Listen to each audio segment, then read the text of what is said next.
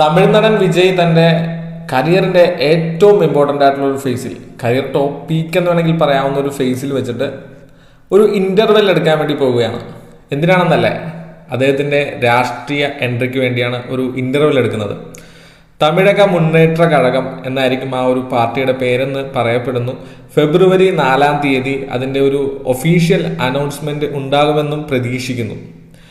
TMK എന്നൊക്കെ വിളിക്കാവുന്ന തരത്തിലുള്ള ഒരു രാഷ്ട്രീയ പാർട്ടി, തമിഴക മുന്നേറ്റ കഴകം.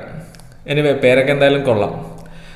തമിഴിലെ എല്ലാ സൂപ്പർ സ്റ്റാർസും പരീക്ഷിച്ച് നോക്കുന്ന ഒരു മേഖലയാണ് തമിഴ്നാട്ടിലെ പൊളിറ്റിക്സ്. എന്തായാലും വിജയും ആ ഒരു പതിവ് തെറ്റിച്ചിട്ടില്ല. അദ്ദേഹത്തിൻ്റെ ഏറ്റവും ഇമ്പോർട്ടൻ്റ് ആയിട്ടുള്ള ഒരു ഫേസിൽ തന്നെ പൊളിറ്റിക്സിലേക്ക് എൻട്രി ചെയ്യാൻ വേണ്ടി പോകുന്നു. അദ്ദേഹത്തിന് അവിടെ സക്സസ് ആകാൻ പറ്റുമോ ഇല്ലയോ എന്നൊക്കെ ഉള്ളത് പിന്നീടുള്ള കാര്യമാണ്.